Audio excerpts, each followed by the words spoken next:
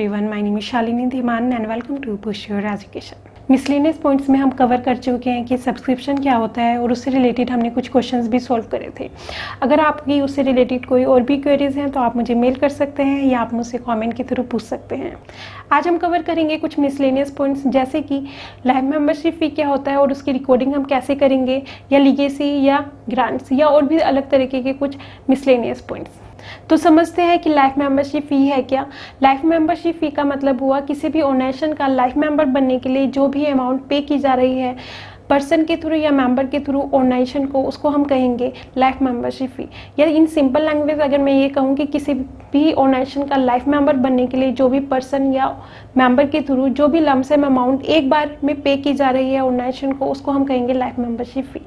Subscription में क्या होता है, ईयरली बेसिस पे कुछ अमाउंट पे की जा रही थी मेंबर के थ्रू एज ए उनकी मेंबरशिप लेने के लिए।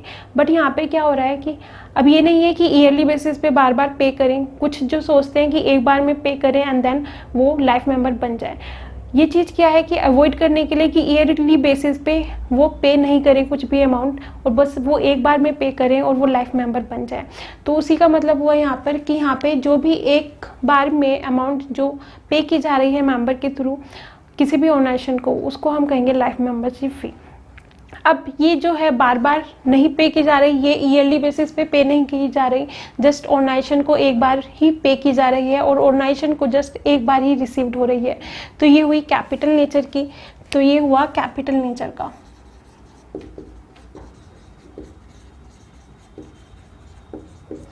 कैपिटल नेचर का हुआ क्योंकि ये रिकरिंग नेचर का नहीं है, क्योंकि ये बार बार पे नहीं करना पड़ रहा किसी भी मेंबर को, जस्ट एक बार पे करना पड़ रहा है, या ऑर्गेनाइजेशन को जस्ट एक बार ही रिसीव्ड हो रही है, बार बार रिसीव नहीं हो रही। तो ये हुई कैपिटल नेचर की।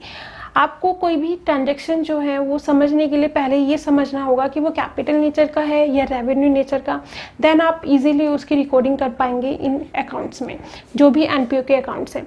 तो हमने ये समझा कि लाइफ मेंबरशिप फी जो है वो कैपिटल नेचर का है, मतलब कैपिटल रिसिप्ट्स है, क्योंकि किसी भी ऑर्गेनाइजेशन को ये रिसीव्ड हो रही है। तो ये हुई कैपिटल रिसिप्ट। अब इसकी रिकॉर्डिंग कहाँ करेंगे, इसकी रिकॉर्डिंग होगी रिसिप्ट्स एंड पेमेंट अकाउंट में, रिसिप्ट्स एंड पेमेंट अकाउंट। मैं यहाँ पे शॉर्ट में लिख रही हूँ क्योंकि जस्ट मेन मोटिव ये है कि इसकी रिकॉर्डिंग कहाँ करेंगे, हम यहाँ पे अकाउंट प्रिपेयर नहीं कर रहे, तो यहाँ पे हम शॉर्ट में ही लिख रही हूँ मैं। तो ये इनकम एंड एक्सपेंडिचर अकाउंट में कहाँ जाएगा या रिसिप्ट्स एंड पेमेंट अकाउंट में कहाँ जाएगा। रिसिप्ट्स एंड पेमेंट अकाउंट में ये जाएगा रिसिप्ट साइड में, क्योंकि ये है कैपिटल रिसिप्ट्स, और रिसिप्ट्स एंड पेमेंट अकाउंट में हमारे कैपिटल नेचर के transactions as well as revenue nature के ट्रांजैक्शन, दोनों ही ट्रांजैक्शन जो है वो रिकॉर्ड किए जाते हैं। तो ये जाएगा रिसिप्ट साइड में। नेक्स्ट आता है income and expenditure account.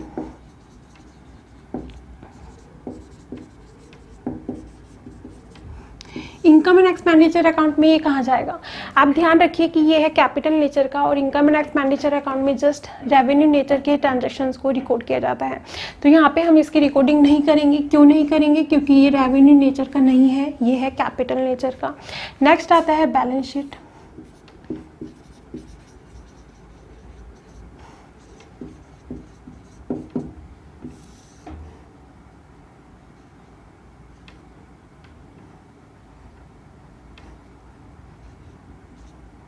Balance sheet में हम इसकी रिकॉर्डिंग कहाँ करेंगे, जब हमने समझा था कि बैलेंस शीट को अच्छी तरह समझा था, जहाँ पे हमने प्रॉपर फॉर्मेट भी समझा था, वहाँ पर मैंने आपको बताया था कि जो भी कैपिटल रिसिप्ट्स होगी, जो भी कैपिटल इनकम्स होंगी, उसको हम यहाँ पे कहाँ शो करेंगे, वो हम शो करेंगे लायबिलिटी साइड में।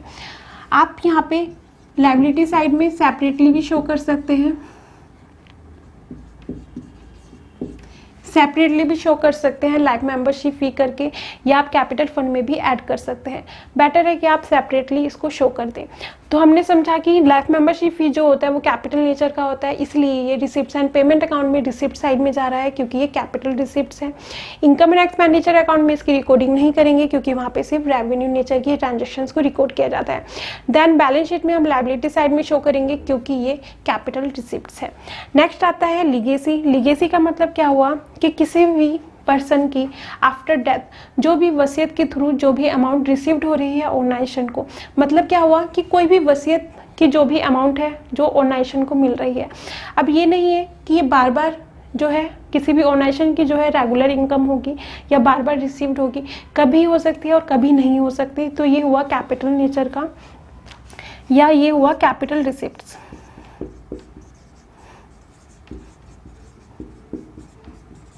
और ये भी कैपिटल रिसिप्ट्स है, तो इसकी भी रिकॉर्डिंग हम इसी तरीके से करेंगे क्योंकि ये कैपिटल रिसिप्ट्स है। तो ये जाएगा रिसिप्ट्स एंड पेमेंट अकाउंट में।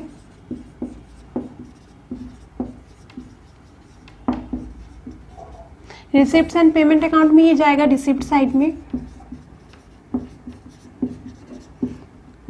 क्योंकि ये जो हुई अमाउंट कैपिटल रिसिप्ट्स हुई इसलिए। इनकम एंड एक्सपेंडिचर अकाउंट में इसकी हम रिकॉर्डिंग नहीं करेंगे क्योंकि वहाँ पे सिर्फ कैपिटल नेचर के ट्रांजैक्शंस को रिकॉर्ड नहीं किया जाता, वहाँ पे रेवेन्यू नेचर के ट्रांजैक्शंस को हम रिकॉर्ड करते हैं। ये इसकी हम रिकॉर्डिंग इसमें नहीं करेंगे क्योंकि ये कैपिटल नेचर का है और हम जस्ट यहाँ पे रिकॉर्ड करते हैं रेवेन्यू नेचर के ट्रांजैक्शंस को। देन आता है बैलेंस शीट, क्योंकि ये कैपिटल रिसिप्ट्स है, कैपिटल नेचर का है, तो हम बैलेंस शीट में लायबिलिटी साइड में इसको शो करेंगे।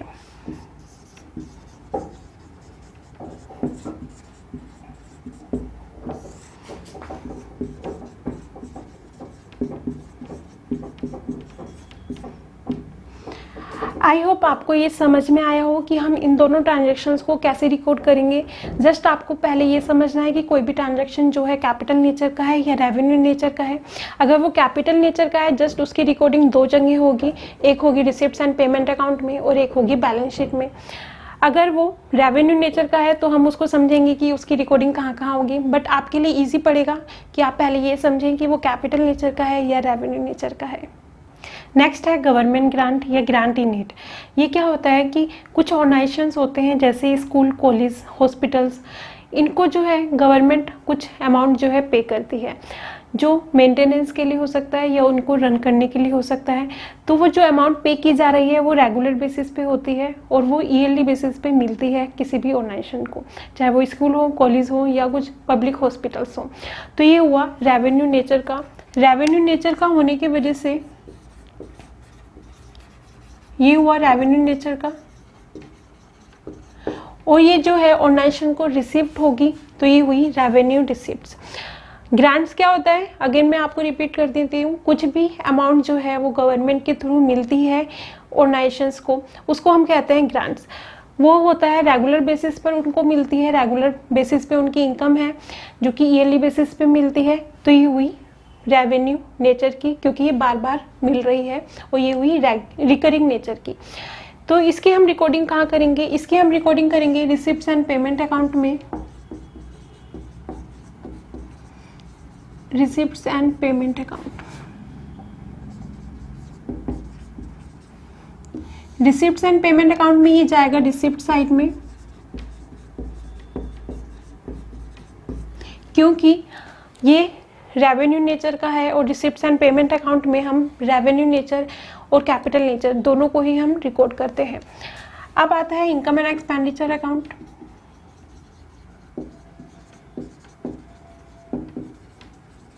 इनकम एंड एक्सपेंडिचर अकाउंट में ये जाएगा इनकम साइड में, क्योंकि ये जो है वो रेवेन्यू रिसिप्ट्स है और रेवेन्यू मतलब कुछ मिल रहा है ऑर्गेनाइजेशन को, मिल रहा है तो वो जाएगा इनकम साइड में, और ये रेवेन्यू नेचर का है इसलिए हम इनकम एंड एक्सपेंडिचर अकाउंट में इसको शो करेंगे। अब ये बैलेंस शीट में नहीं जाएगा क्योंकि वहाँ पे हम सिर्फ कैपिटल नेचर के ट्रांजैक्शंस को रिकॉर्ड करते हैं, तो बैलेंस शीट में इसकी हम रिकॉर्डिंग नहीं करेंगे। अब कई बार क्या होता है कि ये जो ग्रांट है वो कुछ स्पेसिफिक पर्पस के लिए दिया जाता है। कुछ स्पेसिफिक पर्पस मतलब जैसे कि बिल्डिंग के लिए दिया गया है तो वो हुआ कैपिटल नेचर का। तो अगर वो कैपिटल नेचर का है तो उसकी रिकॉर्डिंग हम कैपिटल नेचर के अकॉर्डिंग ही करेंगे, जो हम करते हैं कैपिटल नेचर की, जहाँ जहाँ हम रिकॉर्डिंग करते हैं उसी की तरह हम इसकी रिकॉर्डिंग करेंगे। आई होप आपको ये समझ में आया हो कि लाइफ मेंबरशिप की हम रिकॉर्डिंग कैसे करेंगे, लीगेसी की कैसे करेंगे या ग्रांट्स की कैसे करेंगे। कुछ और भी पॉइंट्स हैं वो हम समझेंगे नेक्स्ट वीडियोस में। अगर आपको मेरी वीडियोस हेल्प करती है अकाउंटिंग समझने में तो आप वीडियो को लाइक, शेयर एंड चैनल को सब्सक्राइब करना मत भूलिएगा।